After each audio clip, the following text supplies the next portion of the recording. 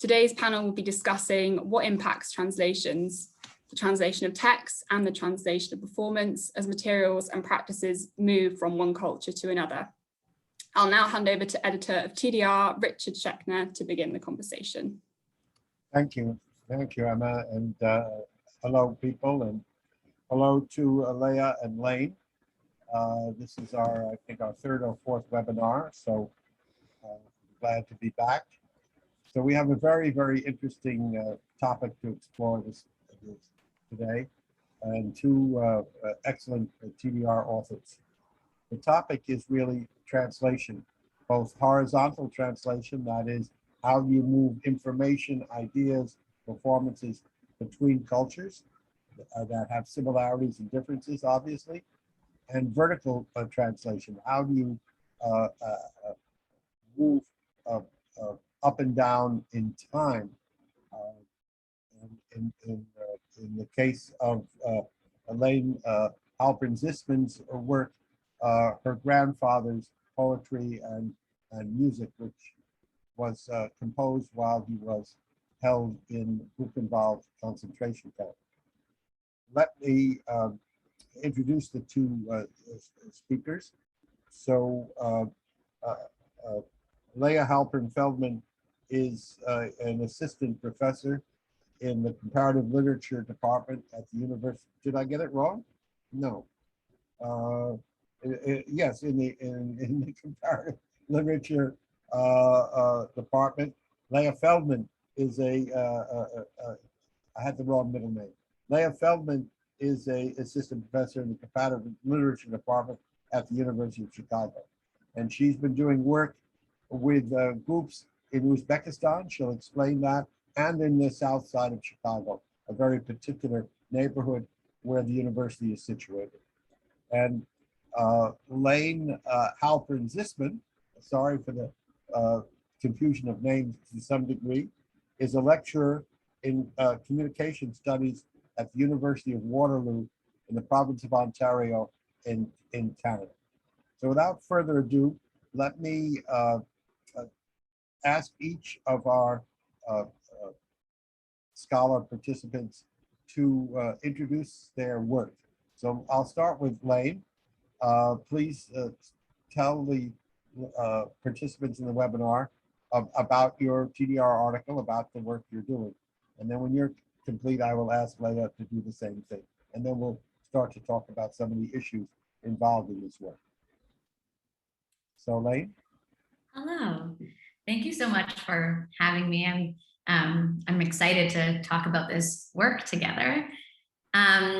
So as Richard mentioned, this work is about my grandfather's poetry and his songs. He wrote many of them while he was in Lodz Ghetto and then in Buchenwald concentration camp. And it's been really a part of my family. He passed away when my mom was 6 years old. So I never met him. And I think that's something that has really animated my experience of translating his work, because it's my way of getting to know him. So I'll give you a little bit of background on the story, I guess. So as I said, this has been a part of my life a long time. I learned Yiddish in day school from grade 4 to grade 8. And in grade 8, I had a Yiddish speech contest. And I sat with my mom at the dining room table, listening to this vinyl record we had of my grandfather reading his poetry, and of my mother reciting one of his poems at a memorial after his death. And there was something very specific about the way my mother recited this poem. She had a kind of rhythm to it. It was like a song. And I found in grade 8 that I also learned how to recite it through that musicality. Later on, I would hear my grandmother recite it in a testimony about her Holocaust experience. And she recited it with the same kind of notes of, we all started the same way. A Funk von Freiheit from David Zisman. And that means A Spark of Freedom by David Zisman. And when we recite it in that way, I've heard people have come to me and said, oh, it's like a beautiful song, as if it's not a poem, it's really a performance. So that's something that really interested me in talking about this work, is that overlap of performance and poetry, and thinking about what that does. What capacity does it have? We know a lot about intergenerational trauma and how that's passed down. But I wanted to think about how poetry and performance could be a different kind of inheritance, an inheritance that was more about resilience. His poetry has a very fighting kind of character to it. It's about resistance and revenge. And so those kinds of ideas I wanted to think about in terms of intergenerational inheritance alongside intergenerational trauma. I don't want to speak too much. That's a lot. And that's a very good introduction. I should note that both of these essays are in the upcoming TDR, which will be available forthwith, very, very soon, so that you can, as your TDR readers, compare the two as well. So let me turn now to Leah Feldman and ask her to tell us a little bit about her work. Please, Leah. Thank you so much for having me here. And it's a pleasure to be in dialogue with you, Laine, and hear about your exciting article as well. I can't wait to read it too. So this project came out of a new book project, which is called Tentatively Feeling Collapse, which is about the collapse of the Soviet Union told from the vantage point of the former imperial periphery in the Caucasus and Central Asia, and told specifically through theater, performance, installation, and conceptual art experiments. And what I'm really interested in this project was thinking about the relationship between forms of non-visual sensuousness and the experience of the collapse of the Soviet Union. And early on in this project, I was really lucky to be able to co-teach a course with my colleague in TAPS, Leslie Danzig, who is also a theater practitioner. And we were able to bring members of the Ilkhom Theater of Tashkent in Uzbekistan and the Bata Theater, which is a newer theater based in Almaty in Kazakhstan. And I had worked with these theaters when I was there a couple of years previously at the Ilkhom Theater, and had attended a methodology workshop and was also doing research in their archives there.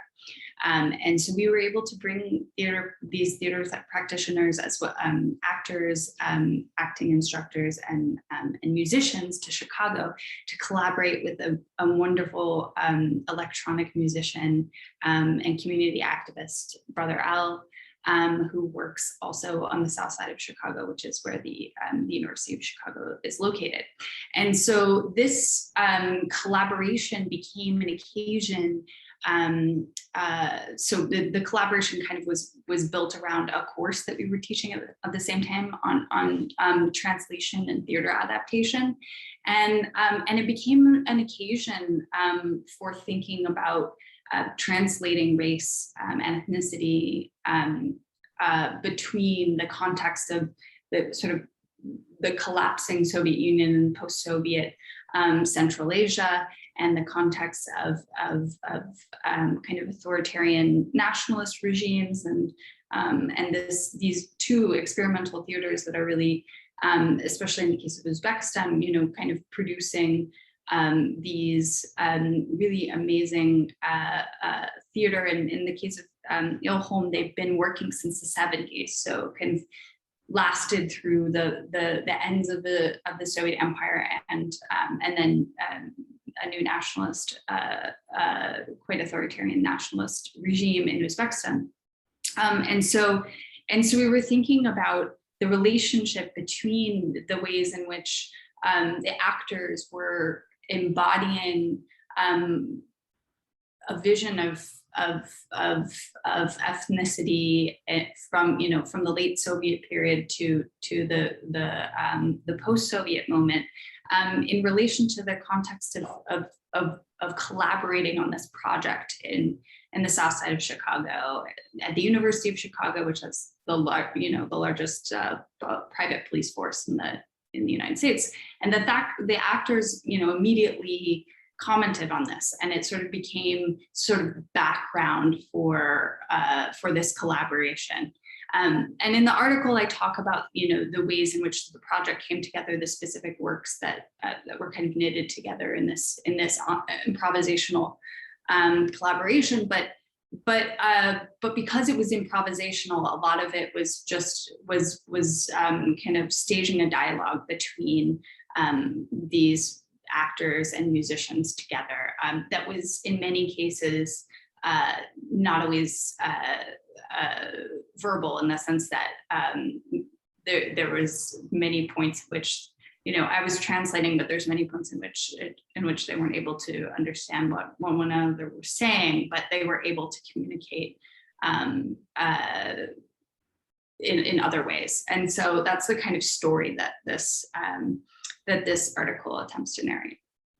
Let me ask you, Leah, to follow up a little bit and tell us about the relationship of this work to Brother L. Who is Brother L, and how is he related to this? And how does that get, in a certain sense, localized in Chicago? What is his role? Who is he, and what is his role in this? Yeah, so Brother L is a wonderful electronic musician, and he's also done a lot of community work, both teaching kids in Bronzeville music.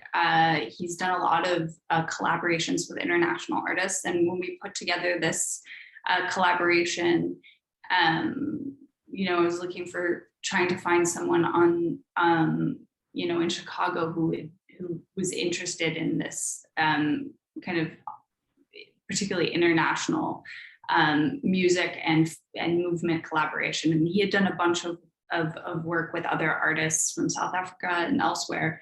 He had done some collaborations at MoMA, at the MCA, the Contemporary Art Center. And so I think that this I don't want to speak for him, but I think that this collaboration was part of a series of collaborations that he's worked on over the years with international musicians. And in this case, I think it was different in the sense that there was also the movement element. So, they were working on thinking about the ways in which the music could be improvised in relation to the movement of the actors and so forth. Thank you. Let me turn back to Laine for a moment and ask her, you wrote, Laine, what does it mean to be in the third generation? What have I inherited from the experiences in the camps? While my grandmother was at times at a loss for words when talking about the torture and violence she endured for 6 years in the camps, my grandfather's creative work provided him with an outlet and a means to move beyond everyday language. Poetry, song, and performance were his way to speak the unspeakable. So how does this really address you? I mean, how are you personally? I mean, that's the problem of your essay. That's the question you're asking.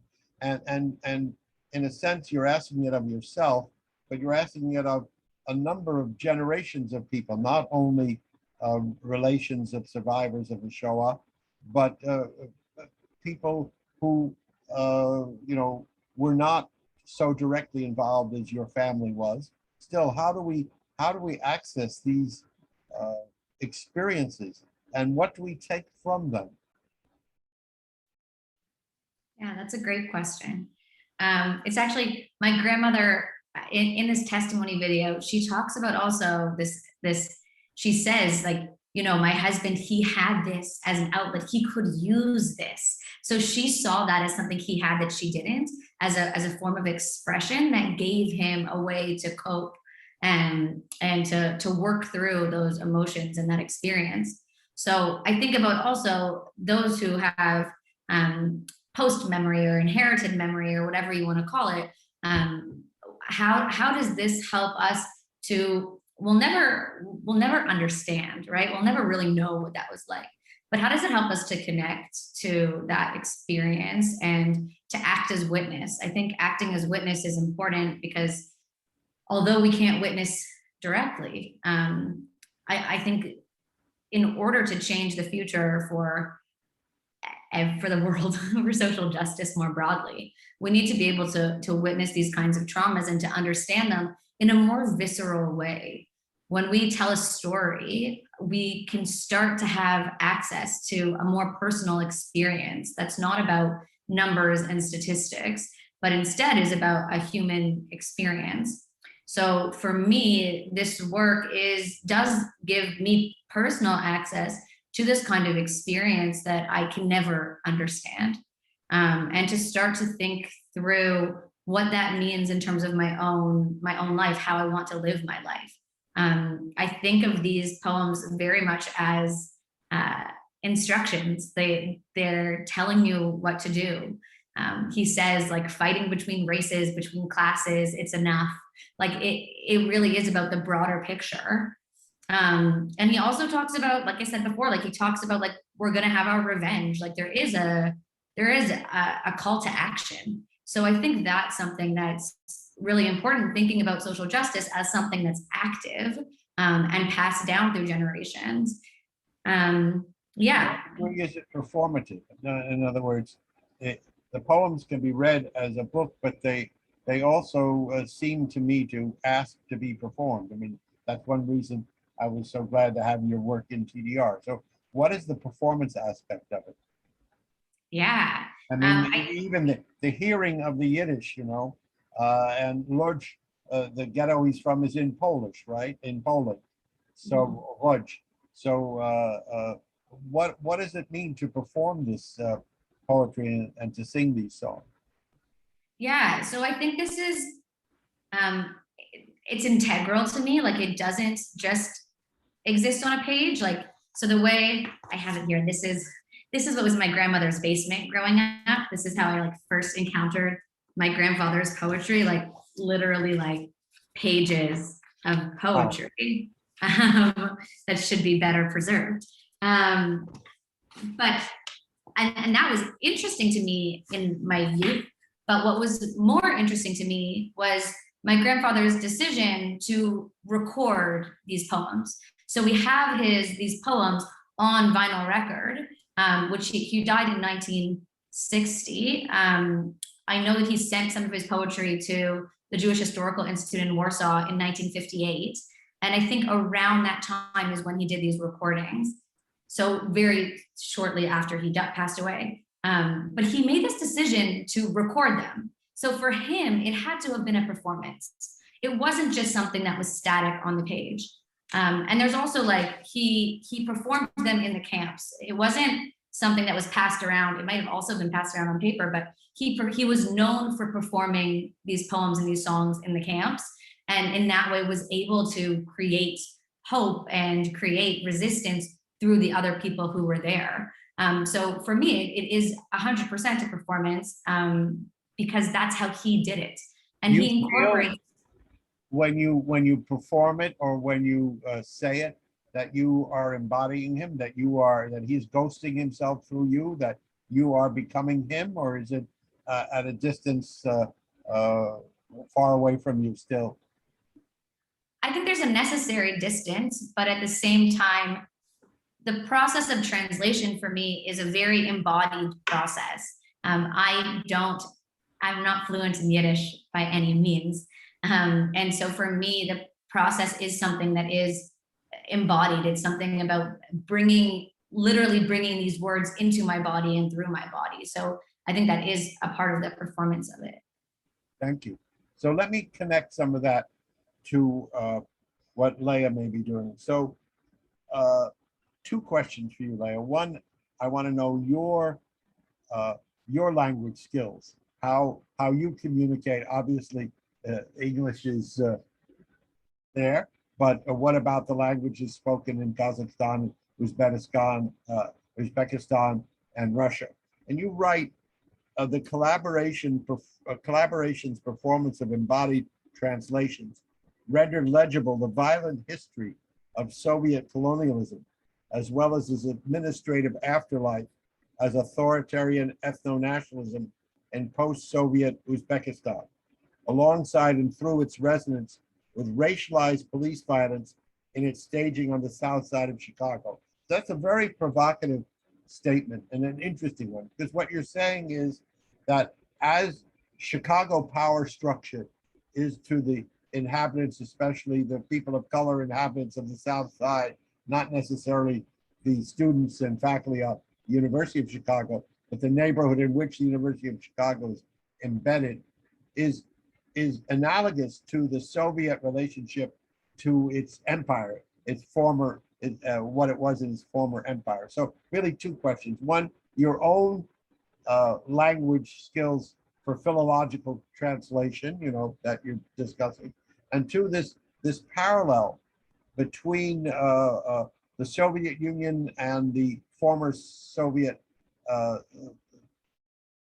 nations or whatever units, and Chicago, the University of Chicago, the Chicago police, the Chicago power structure, and the people there. And yeah, so that's enough to start with, please, because that relates to what Laine was saying also, this question of how you two are involved personally in this. It's not just from the outside, you're personally invested in this. Yeah, thank you for that question. I also apologize in advance if it's quite loud. There's someone cutting grass outside. This is No, it's fine. You're coming through the sound. We don't hear anything but you. It's terrific. Quarantine hazards. So pragmatically, by language skills, I speak Russian and Azeri Turkish because my first book was on Azeri poetry. But primarily my work now on late and post-Soviet art and theater has been conducted in Russian.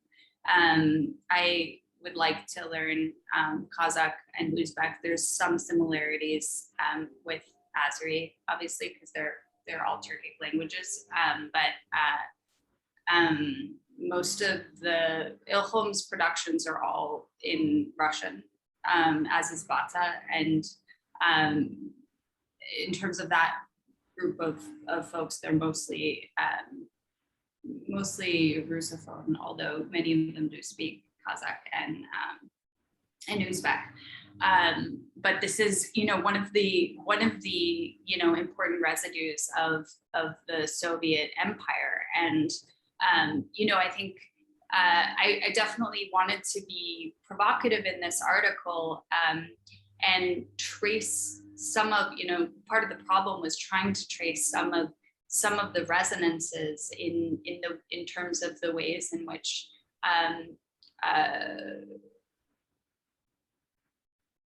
actors and the musician from the South Side, Brother L, and the actors from Bata and Ilhom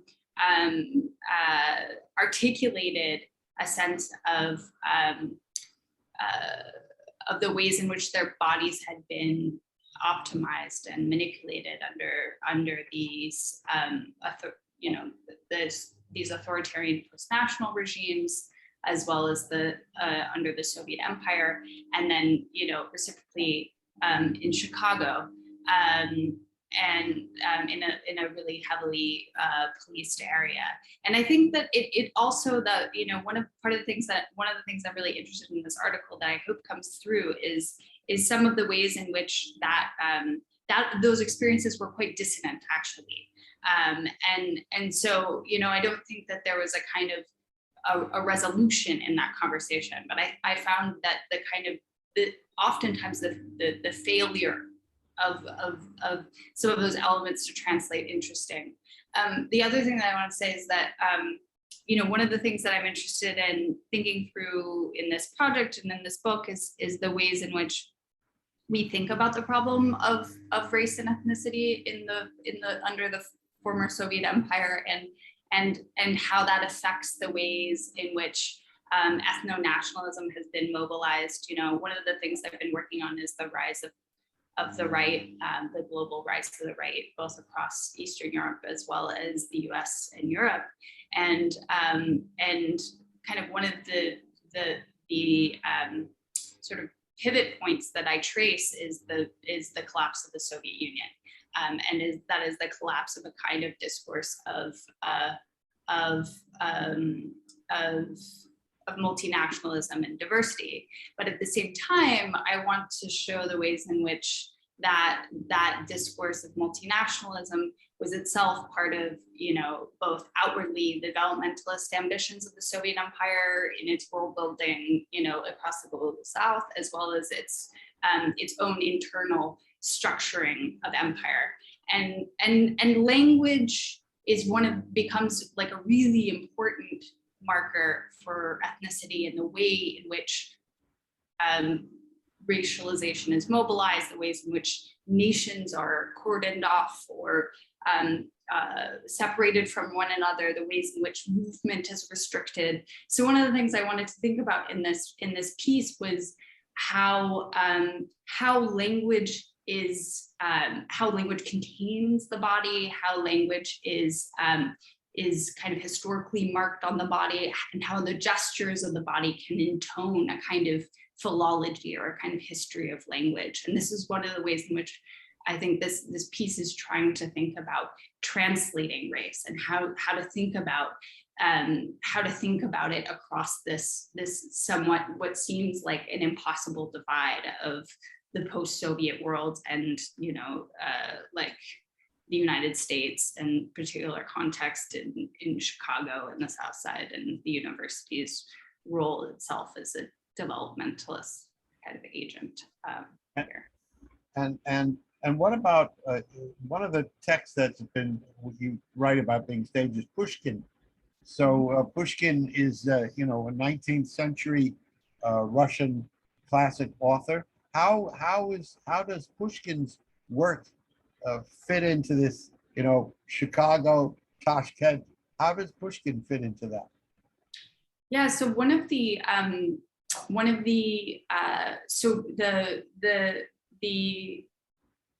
theater actors from Bata and Ilhom brought selections from their repertoires. How many of them came to Chicago, by the way? How many? Sorry.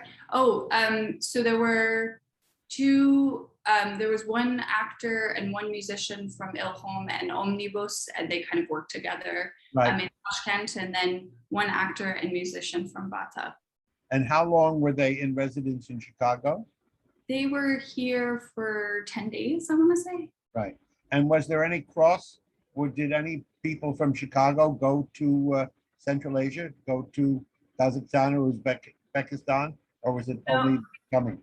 We had, I mean, I had been in Tashkent, you know, a year or so before, and we were intending to go back. Leslie and I were intending to go back in, and then I was intending to go back, but COVID has, you know, halted the plans. So that was. We're all doing this.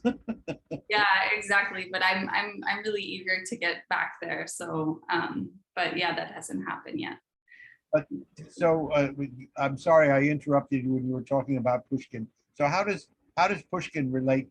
How does a 19th century Russian writer relate to what you're doing in the 21st century? So Pushkin. One of the fragments that Ilhom brought was this. A piece from a production called Imitations of the Koran, which is a production that Ilhom did, very controversial production that Ilhom did in 2002. And it was based on a cycle of poems that were written by Alexander Pushkin in the 19th century. And these poems were part of Pushkin's kind of self-orientalizing cycle. Pushkin was of partial African, partial Russian descent. And he's a really interesting figure in the sense that,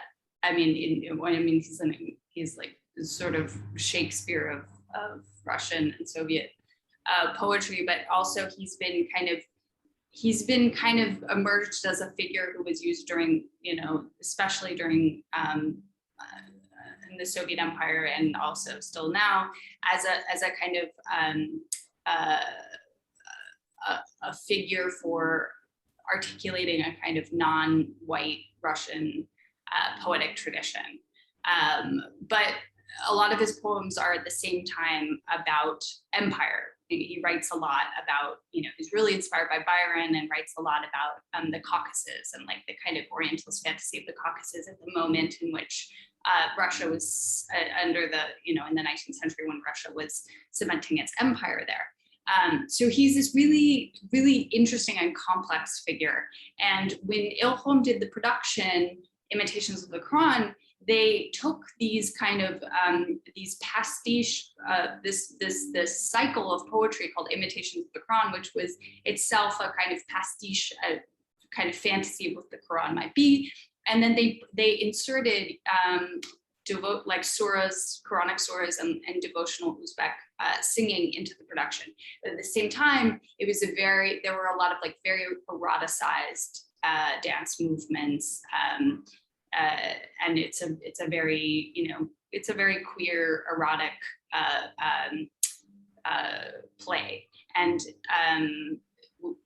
there's the story of Ilhom is quite sad, because the great founder and director Mark Weil, who ran and really built the theater, was quite brutally murdered not long after this production. The circumstances were sort of questionable, but basically the murderers claimed that part of the reason for the killing was that this play was an offense to the Prophet Muhammad, and also while himself being a queer Bukharan Jew was, kind of sort of seen as somebody that was in some ways under threat under the new post-Soviet regime. So this is this very loaded play based on this very historic figure of Pushkin, and they brought this into this. And I won't go on too long, but just to say that, like, you can imagine the ways in which this kind of like race writing and unwriting on the figure of Pushkin and this play that was quite controversial, for its also very eroticized portrait of Islamic worship in a post-Soviet, a very tense post-Soviet moment, was further kind of intensified in this context in Chicago. And a lot of what Brother L did in his work was to kind of play off the figure of Pushkin, and Pushkin being Black, and thinking about like the politicization of Islam in a kind of radical Black tradition. And he read this incredible poem by Tara Betts, who's a local poet and journalist, and that's called Ode to the Rope, and it's a poem about lynching, and so he threaded this poem into the Pushkin play, and also through his music, by kind of intoning his music at specific moments that also resonated with the movements of the actors. So you can see kind of how this came together through this. Extremely interesting, extremely interesting. Let me say to the people who are participating or watching that we will have a chance for questions. Hopefully you have some questions for Leah and Laine, and please submit them, and then in about 5 or 10 minutes, we'll open the floor for questions. I want to turn to Laine now, and perhaps you can perform a few things for us, if you would. So please take stage. Sure.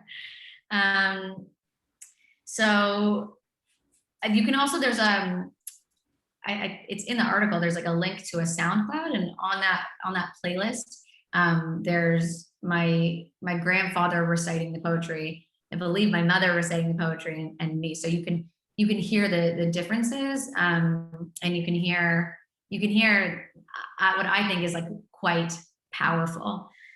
But I will recite one of his poems. So this is one of the poems that is in the article. I talk about two poems in the article: A Funk van Vrijheid, which means a spark of freedom, and Axia Ghetto, which is about the expulsion of the Jews, or the transport of the Jews from the ghetto to the camps. So this is the beginning of that poem. So the first part of the poem is called Axia. Zisman statt Ghetto Teurens 943 in a klein Stiebele auf Mianowska Gas. Hens Regen ist in die Stube nass. Hungrig, nicht vergessen zu besetzt, die Mama ständig krank, liegt im Bett. Vertrieben uns im Ghetto und man lebt durch 25 Bräute Diät. Ghetto, schwarz wie die Nacht. Ghetto, was hast du von uns gemacht? Ständig Pein, immer Schreck. Venom zu Dominik. In die Gassen ist heute jovtomadige Stimmung. In die Stube in weiß Tisch doch gelenkt. Aber es ist nicht bei einmal die Freude, die Mama beilich sind und weint. Und sagst du mir, Sohn meiner, sie weiß, was es heint? Erev Yom Kippur, zum Davening geh. Ich geh von Stube Reus, bleib stein. Wohin soll ich gehen? Oh Gott, größer Gott, was hast du dem zugelost? A herrliche Septembernacht, die Lagune ist in voller Fracht. Ich steh und tracht. Und seh ich viel bekannte Menschen. Und seh ich ein Taten, ein Alten, was tut mir Menschen. Und seh ich jeden Eingehalt hinterlassen. Und seh ich Karwonen voll mit jüdischer Messen. Ich hör a stille Stimmung. Kol nidrei. So that's just the beginning. Yes, well, it's very appropriate at this particular time for people that Erev Yom Kippur means the night before Yom Kippur, and it's the Kol Nidre service, and that's tomorrow. So it's so what was the gist of? I don't want you to translate the whole thing, but what was the gist of that poetry? And of course, we can read it in TDR. But what was the gist of the poem? Yeah, so he's setting up at the beginning. He's really setting up the space of the poem, saying this is where we are. This is the year, the date, the streets that we're on, and he's setting up the house and explaining that his mother's in the house and she's sick, and she's lighting the candles. And they're getting ready for Yom Kippur. And then he talks about what he's seeing on the streets. He's seeing like graves or coffins with Jewish bodies. He's seeing people with their prayer shawls walking, and he's asking God, why is this happening? And then he hears this familiar tune, and it's the beginning of Kol Nidre. Right. Now I see you have a keyboard back there. Are you going to play? No. It's not mine. You had me. Is there a song you can sing? One song?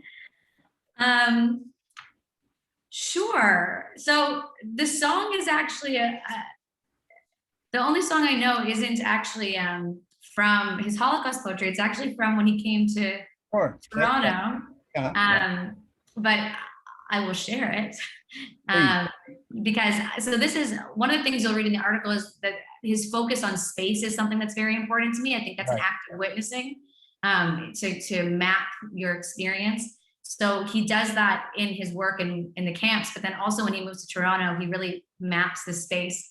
So this is a funny song about moving up north to the suburbs as like all the Jewish people go. And one of the things I think is also interesting is that a lot of the words you'll hear are very anglicized. There's English words. Right.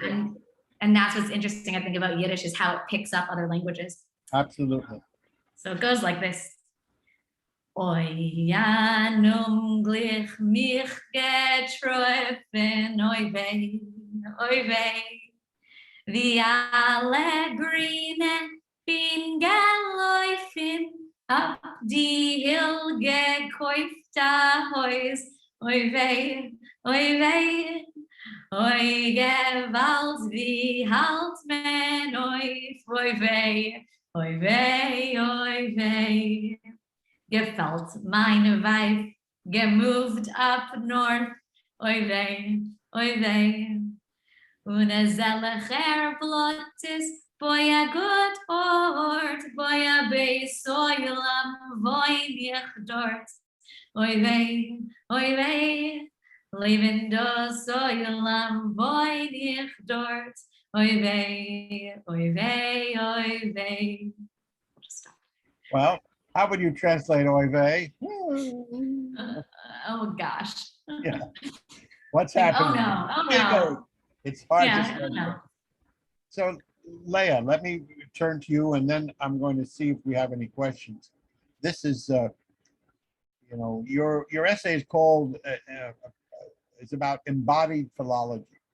So how would you define this, and what is the field of embodied philology? Are you the pioneer of it? Is it have a history before you? What is the future?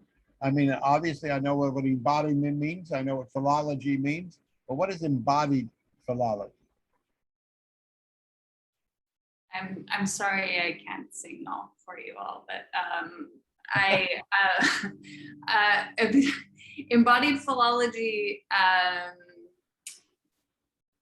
Embodied philology was just a kind of a framework that I was using here, and I'm experimenting with to think through the ways in which translation is mapped onto the body in performance, the ways in which gestures can intone a kind of historicity of language, and I think, thinking about theater that's between languages and between that's produced through the context of empire, requires thinking about the ways in which gestures themselves have a history, and the ways in which language is also reciprocally marked onto the body. So, one of the things that I was thinking about in Ilhom's performances, and particularly in Imitations of the Koran, which is really just that, which only uses the verse of Pushkin plus these surahs and as well as this Uzbek devotional singing. So much of the ways in which Pushkin's verse becomes provocative in this context has to do with the ways in which it is embodied by the performers, which in part in this case is the ways in which it takes on certain erotic tones and gestures through their movements, as well as the ways in which it kind of maps both Pushkin's self-orientalizing verse, as well as its kind of the invocation of Muslim prayer in this context of this kind of, secular Soviet imperial poetic tradition, right? So I was trying to think about the ways in which that doesn't just happen through the kind of rewriting of the story of the play, right, or the literal translation of it, but that is, there's a use of Uzbek as well as Russian, and there's a kind of interplay between that in the play, but also the ways in which that happens through the ways in which the actors come together with the musicians in dance, and their gestures with one another, and the ways in which that puts different inflection on the language that's used. So when you bring Chicago African-American culture representatives together with people from Ilkom and from Uzbekistan, in your article you talk about sampling, and Brother L discussing sampling and some of Fred Moten's ideas in relationship to this. And of course we know that American Black performance is highly embodied. In other words, you have to see it as well as hear it to really get it. So how did those two languages meet or conflict or merge or communicate with each other, or did they not? Well, Moten, I find, I really found in the break to be one of the most helpful texts for me going forward and thinking about the theater that I'm writing on and thinking about their improvisational strategy. So I interviewed Ilholm as well about their improvisational strategy, but I found that in the break, kind of the ways in which Fred Moten so incredibly eloquently articulates the problem of improvisation, and the problem of thinking about embodied performance as somehow previous to language, right? So I'm interested in thinking about the ways in which these embodied, in which language is not, or embodied gestures rather, are not pre-linguistic or pre-discursive or something, but the ways in which they kind of historicize the body. And I think that Moten's account of improvisation was incredibly, and remains incredibly useful for me for thinking about that. And I was also really inspired by Brother L's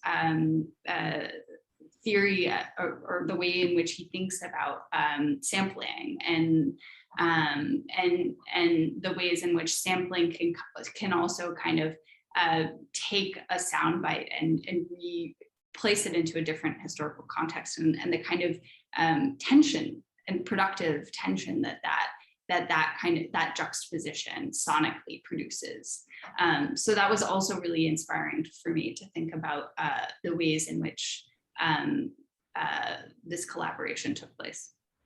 Now, this I didn't warn you about, so I don't know, before we open it up, do either of you have questions or comments to the other that you might want them to address? I mean, I realize you, I'm assuming you haven't met face-to-face before today, and you haven't read each other's essays, but you may have, out of this discussion, have a question you might want to put to one to the other.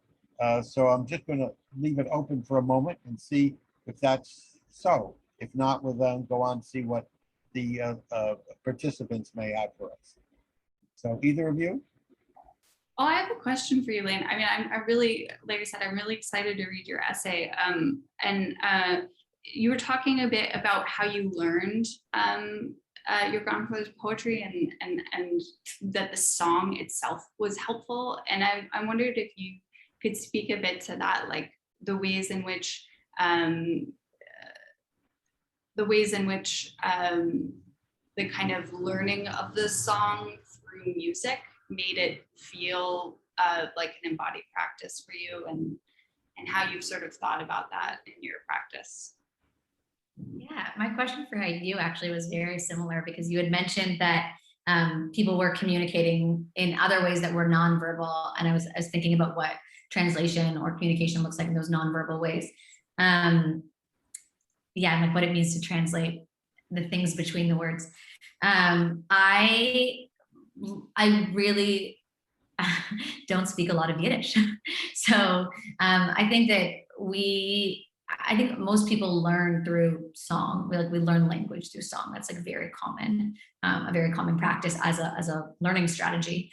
For me, the power of the sound of his voice, the urgency of some lines and the softness of some lines is part of that translation process. Part of understanding the intention of the word is through hearing it. And hearing how it's said. I did something throughout this project, I'm still doing something throughout this project that I think goes against how we think of academic work, which is that I'm really taking my time. But this is a really slow project. And part of the reason for that is that I haven't enlisted the help of a translator until after I've translated the work. So I translated it myself, and then I got a translator to check. And that takes a very long time, because I'm essentially learning the language through his poetry. So learn, part of the music is a tool for learning, but also about intentionality and really feeling the weight of the words and feeling their intention behind them. So I don't know, Emma or Joe, whoever is monitoring, do we have any questions from the participants in the webinar? Hi, Richard. We don't have any questions at the moment, so I think we can continue with the. Okay. So let's go on with this discussion. We have about, I think, about 7 or 8 minutes left. Let's go on with this question of embodiment. I find it quite intriguing. So, Laine, you obviously could not experience your grandfather's embodiments of these things. So but you did experience your grandmother, right? And she performed some of these for you, or said them, or what was in other words, what I'm trying to think of is a body to body transmission. I mean, what Leah's dealing with is the precision of that, or the possibilities of that improvisation.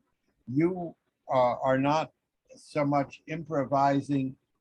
Maybe you are. I mean, when you sang those songs, was the tune from his vinyl record? So you took that. So to what degree are you becoming your grandfather? How do you get his body? And also, and this is a horrible observation, but I'll make it anyway. When you're well fed, you have one body. When you're in a concentration camp, you have another body. I mean, it's not your, it is your body, but it's your body under extreme duress. And I assume that when he moved to Toronto and recorded this, his body was not the same body as what was in Buchenwald. So this question of embodiment as it moves down the generations. I'll start with that with you, Laine. I wonder if you have any observations or comments about that. Yeah, definitely. I would never presume that I could embody his experience, because again, it's so distant. And this is something that a lot of Holocaust scholars have written about in terms of intergenerational trauma, that there's something that's passed down, but there's a necessary distance. So it's something that and this is what I'm grappling with in the article, that you're close to it. There's something that's impacting you. There's something that's being passed down in terms of trauma, but you're detached from it. And I think for him, certainly when he was in the camps, he was in a different physical form than when he arrived in Toronto. But his body was marked by that. And there's no way through having food inside of you and living a free life, you still can't remove that mark. So I think he was forever marked by it. Certainly my grandmother, who did talk a lot about her experiences, she was marked by her experiences quite physically, in terms of her physical body and her ability to move. I think when I recite the poems, I do try to emulate his cadence and his rhythms and his tone. And if you listen to the recordings, I saw that my wife put in the chat the link to the recordings. But if you listen to his recordings, you can hear in the poem that I recited to you earlier, he says, "Ghetto, schwarz wie die Nacht," which means like ghetto, dark as the night. And he says it with this raspy intention. And when he's calling out to God, you really hear in his voice him calling out to God, like, why are you doing this to me? And hearing that and reciting that, I think, has a pretty powerful impact. And in some ways, that is an inheritance of trauma. Like feeling those words viscerally, I think can be quite traumatic. Knowing his family members who perished, who died, and were murdered, and hearing those words from him is quite powerful. But that poem is the one that ends with this call for revenge. And hearing his voice in that is so powerful that the end of the poem is about the Jew that remains. And the Jew that remains is the one who's calling for revenge. And that character of fighting, I think, is so empowering. So to say those words, to me, gives me a sense of power that yes, there's trauma. Yes, there's a marked body of my grandmother and my grandfather. But there's also this resistance, and that comes through in the poetry and the songs. Right. So that brings me back to Leah, because I was thinking that in your work also, there's a great deal of resistance and rebelliousness. In other words, there is, to return to a theme that we had earlier, there is the power structure of Chicago and the presence of the University of Chicago as parallel and analogous to the power structure of Russia and previously the Soviet Union, so that these performances, the choice of Pushkin, the Russian who is also African, and the use of improvisation, sampling, and all. So what's the function of resistance and rebellion and revolution in the work that you're studying? That's an interesting question. I mean, I think that in this new project, when I'm trying to think about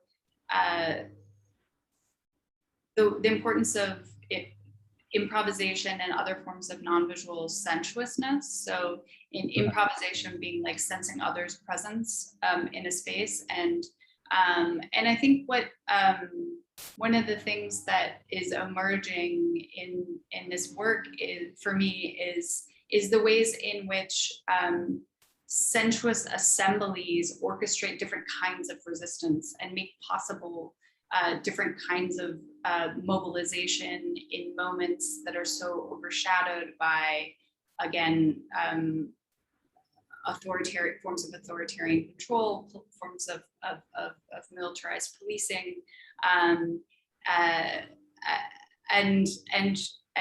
that create forms of attempted capture on the body. And I think that the power of a lot of the performance work and artwork that I'm thinking about now is its capacity for articulating different modes of assembly that are outside those regimes that the regimes of power that are used. That is to say, which is mostly like a visual regime. If you think of like the kind of politics of spectacle that are used under authoritarian regimes. So I think the choice of this kind of very subtle mode of non-visual and sensuous kind of attention, an attention to the sensuous,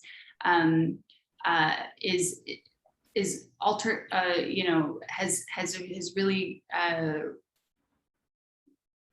made it possible for me to think about kind of alternate forms of resistance that have mobilized through the collapse of the Soviet Union, as well as in our contemporary moment. I think that in many ways this book and the thinking of this book and writing it, under the during the quarantine and under Trump has made me think about the resonances between the collapse of the Soviet Union and the contemporary moment in the United States. And so the opportunity to spend time with these artists and learn about their work has been really poignant for me at this moment. Thank you. Thank you. I think we're nearing the end of our time, and I want to thank Leah Feldman and Laine, Halpern, Zisman for sharing the screen with each other and sharing their knowledge and experiences with me and with all of you watching out there. And I really would like to remind the listeners that their articles, which are brilliant and beautiful and powerful, are in the current issue of TDR. And also to say that next Friday, the 24th of September, we'll be having another webinar, and I'll be talking to Rachel Chavkin, who is the director of Hadestown on Broadway, and there's an interview with her in TDR also.